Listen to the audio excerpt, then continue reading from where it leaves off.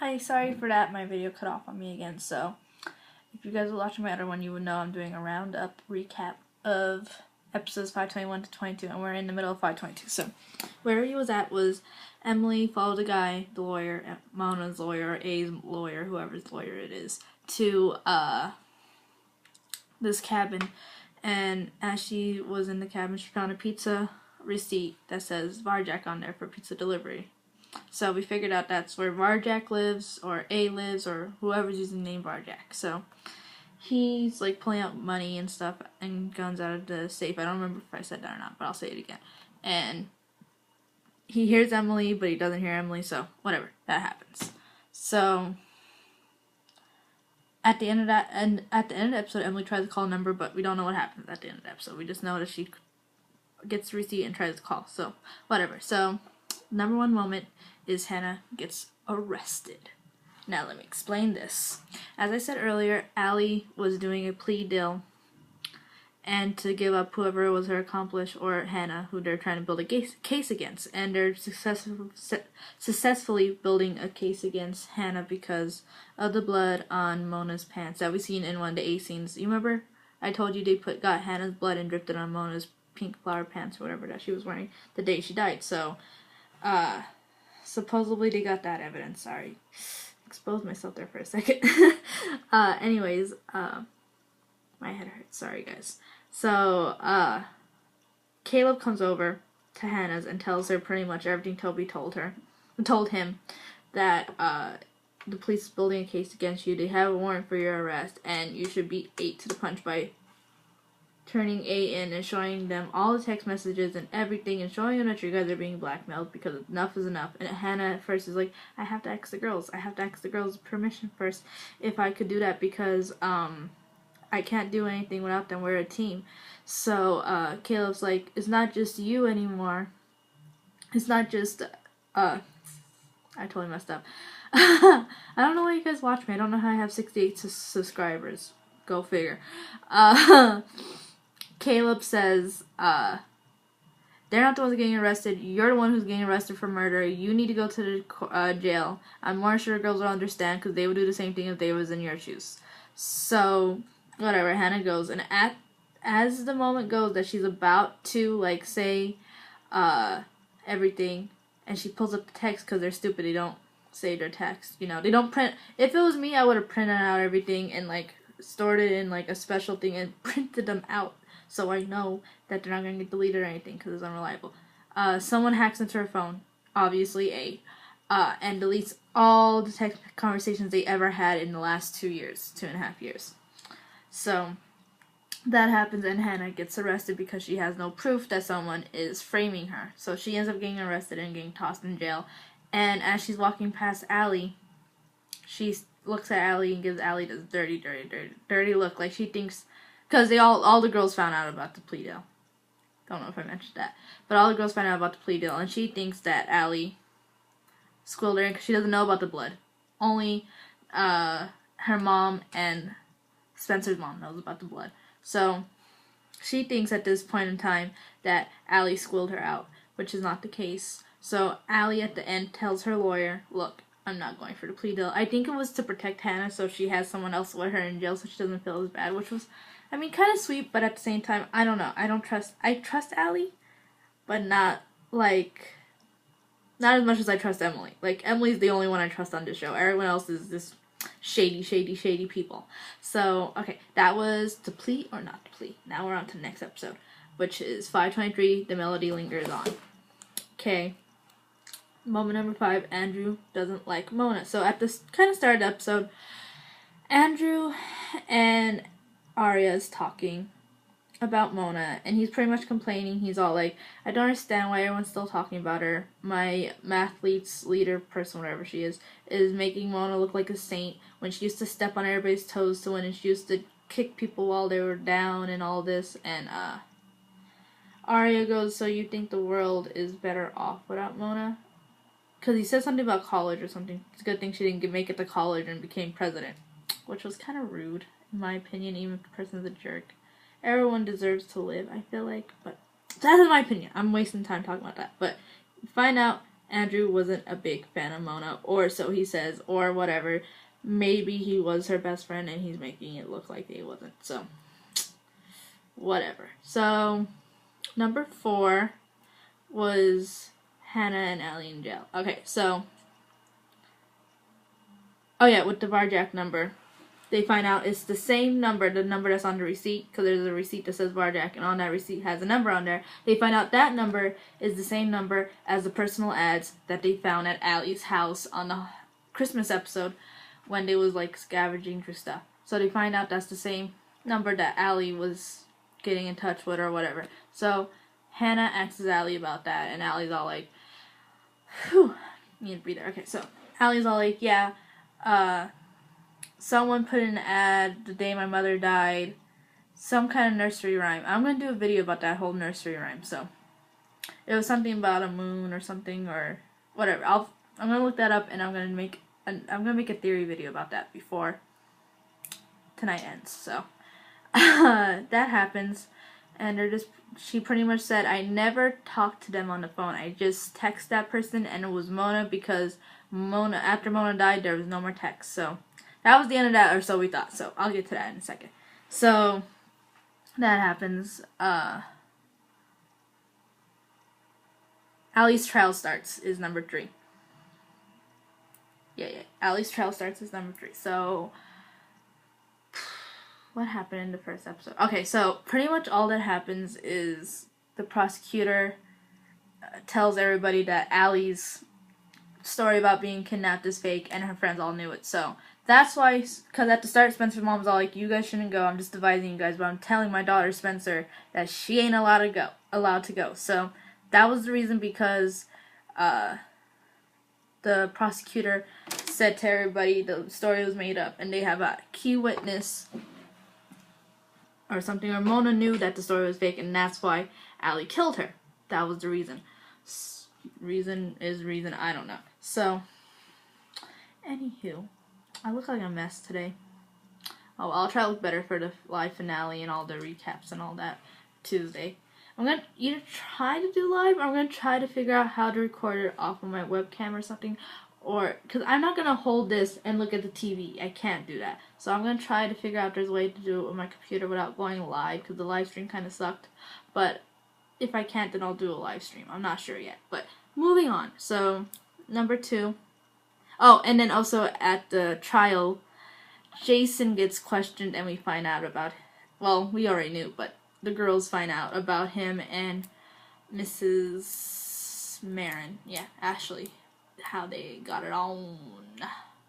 Because the lawyer just asks them questions till he pretty much says that they was together. So, that happens. What else happens? And I think that's it really for Allie's trial. Because Jason kind of took his word back on saying, I don't think that was my sister in the video. Even though that's what he said the first time. Even if someone put it in your head that Allie's guilty, it's your sister at the end of the day. Like I said last time, you don't sell out your sister, and now you're trying to be a good guy and not selling her out, but it's too late. You done already said what you said. But the lawyer said that he changed his mind because he was with Ashley Marin, who is Hannah Marin's mom, who is an accomplice with Allie. That was his point that he was trying to drag on, which was, it's good lawyer. It's being a good lawyer if you really think about it. Like, prosecutors are jerks, but he was getting the job done. It's his job, so I can't blame him. So, okay, so getting to number 2, because I got 2 more episodes to do. One more episode to do after this. Okay, so yeah. Number 2, Varjak calls Arya. Now, if it's A, Varjak, whatever, that number calls Arya, and Arya freaks out. She's like, oh my god, the number never called. Why is it calling me? Because it's 8. 8 obviously knows your number. Like, are you stupid? Like, I just don't get Arya. She, like, purposely tries to ruin everything. I feel like she's shady. Like, the shadiest out of the girls. Out of all 4 girls, Arya is definitely the most shady. Like, legit the most shady. I hate my bangs. They looked, ugh. I don't know. I'm gonna be way prettier for the whatever. So, she doesn't want to answer the phone call because she's scared that you're in a public coffee shop and big whoop. So Caleb's like, I don't have time for this, answer the phone. And when they answer the phone, this French song starts playing. Now this French song, I'll talk about it in our review because I have a theory about that too. Starts playing and they don't know what it is. Caleb records the call and asks Hannah, and Hannah's all like, that's a song Mona used to listen to all the time, and blah blah blah blah blah. And then the girls come up with the bright idea, which is the moment number 1, to go to Mona's house and try to get clues or something. Now, when they get there the first time, pretty much what happens is Mona's mom is not... I don't understand why Mona's mom was at the trial. She wasn't at the trial at all. Even in the last episode, she wasn't in the trial. Doesn't make any sense, but it probably will next week, hopefully. They answer at least something. At least answer me why Mona's mom wasn't at the trial if you're not going to answer anything, right? Because I feel like Marlene's not going to give us anything. But I digress. So the girls go, knock knock, no one's there. They're walking away when they hear that same song, the same French song playing through the window, and the door opens. So they all run in there, and they see Mona's room is destroyed. Now they think, oh shoot, A got us first because A put some kind of message. I don't remember what the message was. But as they're walking out, I want to say it was Emily who came up with the idea. It might have been Emily or Spencer. It wasn't for sure Aria. That, what if A is tricking us? What if they're just saying they found something so we don't look? So then they think of that, and then they decide to look in the room, and they find this card that I had in my other book. Okay, the note card they find says a chandelier's ritual, a sister. Oh, I got it over here. If you just give me 2 seconds. Sorry for blocking my face. Okay, got it right here. What it says is a chandelier's rituals, sister launch layer, and ruler's list chains. That's what the list says, and the girls don't understand what that is about. Now, I know everyone says this Charles de Laurentiis 3 times. Charles de Laurentiis, Charles de Laurentiis, Charles de Laurentiis. And something about Luke nerd is A, or something like that. Lucas A nerd. Lucas A nerd A, or something like that. But I got a video for that later, maybe. I don't know. I have to see if I'm still half awake. And Monday I'm gonna be busy. I'm not gonna be able to make a video. But Tuesday I will be home by 6:37. I'm going to make it so I'm home enough so I can set up everything, get everything ready, so I can record my live reaction to the finale, because I am going to do that for sure. That is one thing I have to do. So, whatever. So,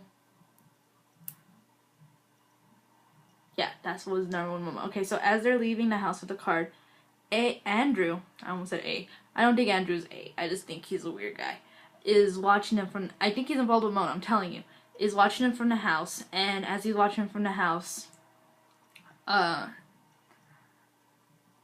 it kind of looks creepy, but then the camera zooms into Mona's house in the front, like, living room part, and there's a hole in the window and a ice pick from the Boo Boo ice cream factory or whatever. But yeah, I mean, we'll find it. I'll tell you what that is in a second, what that meant. But okay, so let's get to the A scene. A scene is A shredding all of Varjak's information, which gives us the clue that A is using the name Varjak, and Varjak is A. So he's like, he or she is shredding social security cards, anything that has to do with Varjak, and they put in a little thing, and like they repeated themselves. I forgot what episode it was, but they did it again. They shredded something and they put it in Tippy's bird cage for Tippy to poop on, pretty much, for Tippy's bathroom. So that happens there, and that's the A scene in that one. So 14 minutes. We got one more episode left. 5:24. I'm a girl. I am. Now this episode has a lot of stuff, so I'm gonna try to talk about it. So let's start off with number 5. Leslie Stone is the surprise witness. I knew this. I knew this bitch had something to do with something. I knew she wasn't gonna be gone. I knew this wasn't a one time. She wasn't gonna be in one episode, and she was gonna be gone. I knew it. I knew it in my heart. So she pretty much flips her switch from, I'm Leslie, I was Mona's best friend. Oh, where's Hannah Marin? Because I'm looking for Hannah Marin. To Hannah Marin stalked me. The girls stalked me. The only thing she said was true was Mike was kind of was aggressive with her about the book. But she acted like the girls was on edge. She said, but to me they didn't. To me they didn't act like that. Unless if she like was watching them after she left. Because, you know, they're always on edge. But when they're around people, they try to act calm. They don't act like, oh my god, hi, how are you? I'm good. You want some coffee? What do you? Yeah. I'm not up to something. No, they don't act like that around people. But, like, when it's just them four, they are a little on edge with each other when they're talking about AA and what's going on and all that stuff. So, like I was saying, I totally forgot. So, that's pretty much what she says. And then she says that Allie used to threaten Mona if she told the story was fake, that she was going to kill her pretty much, when I very much doubt that.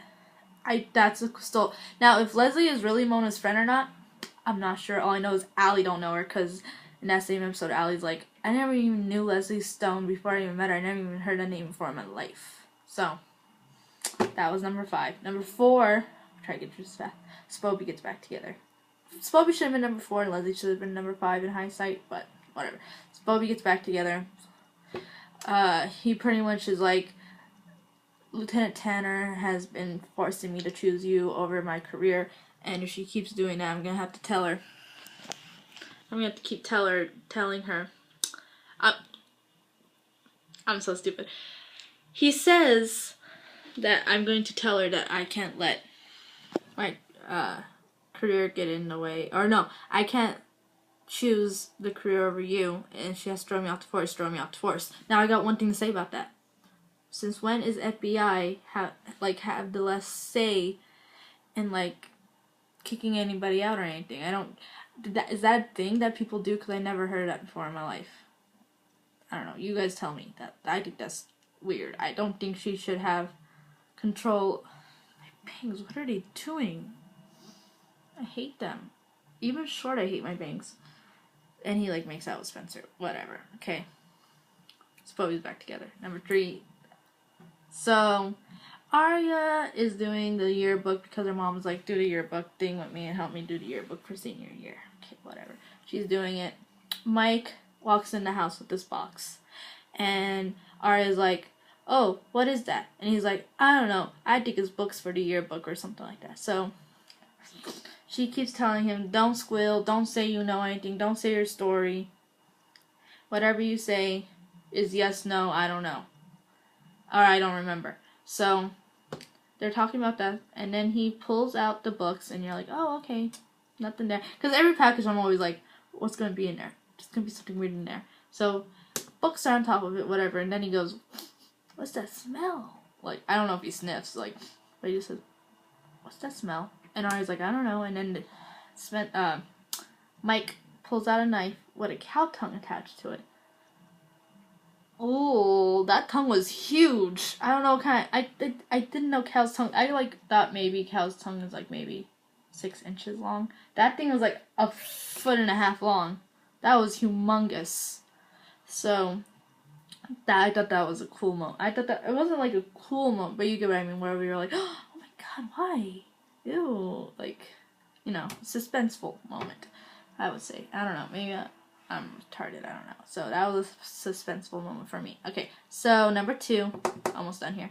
Number 2, Ezra, Caleb, and Mike. Okay, so after the cow tongue situation, Arya goes to Ezra. I don't know why. I mean, you gotta let him go. You keep saying you want to start fresh, and when you're in college you want to be single and all that, but you go to Ezra and ask for help from Ezra. I mean, I don't think that makes any sense. I feel awkward with this hair. I don't know. Okay, I'm at 20 minutes. Okay. So, Ezra takes Mike to the cabin where Caleb is there because Caleb wants Hannah to be free, and the only way to get Hannah maybe out is to have Mike tell his story. But Hannah's like, leave him alone, he's just a kid.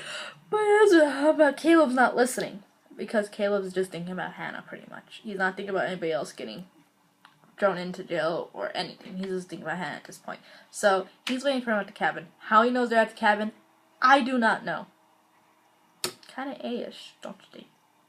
I have a video. I don't know if I'm gonna have time to make all these videos, but I keep saying I have a video for that. But I guess we'll see Tuesday. We don't have that much longer. I hate because my life was so busy these last couple of weeks. I had so many videos I wanted to do and just never got a chance to do them, guys. I'm sorry. So he's there and he's pretty much yelling at Ezra. He needs to be a big boy and put his big boy pants on and do it. And Ezra's like, well, just because your life was hard and you was living under a bridge smoking crack doesn't mean Mike has to. That was a little exaggerated. That's not what they said, but, you know, I'm just saying. And then Ezra's like, go get the groceries out of the car, Mike, while we argue. And they argue, and then Mike drives off. But then they find his car, like, somewhere. They drive in Caleb's car, and they find him, like, at this Pathfinder Boy Scout thing. Hold on, I have something to say about that in a second. And there's an arrow through the windshield in the car that Mike was driving. So they're worried, they're looking for him. When all of a sudden arrows start shooting at them, and they have to take cover because the arrows are shooting at them, and it turns into Hunger Games for some reason. I don't get why. But, yeah. And then Mike ends up getting attacked by A, but, like, A, I don't know, he's supposed to be tough, but you have to pepper spray him. Really? I think that's really stupid that you had to pepper spray Mike to have any chance of fighting with him. I'm just saying. You should have been tough enough. You're A, you're tough. I don't know. I thought that was the chicken way to go. But that's just me.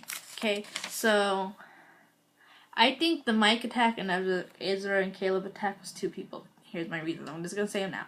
Okay, so Ezra, Caleb, and Mike are at this Pathfinder Boy Scout camp. Okay. We find out later in the episode that Andrew was a Pathfinder Boy Scout. I think he got mad because Arya keeps going to Ezra for help. Because earlier in the episode, Arya tells Andrew what's up, that she's letting Ezra take Mike to hide him out because he feels pressure from the trial. Not the real reason, but just because he feels pressure from the trial. And Andrew's like, I'm here for you. I can't believe you keep going to Ezra. So I think, this is my theory, that he did the arrows not to kill anybody, but just to show that Ezra isn't the good guy and that he's the good guy and he'll protect Arya better than Ezra ever could. That's my opinion. So I think that's what that was. So, and then the Mike thing was obviously A, to get him to not squeal. So those are my thing. I think those are two different situations. I think those are what the situations are about. Okay. So moment number 1 is, I don't know how this video is longer than the other one. It cut me off. I don't know. I'm gonna try to finish this. Okay. Is we, the jury, find Alison DeLaurentis guilty in the first degree of murder. I think they said something like that. But yes, they find Allie guilty. So stupid because, okay, later on in the trial, I guess it's been 2 months in the newscast. It's been 2 months since the trial began in the last episode, so it's 2 months later. So we're somewhere in May or June.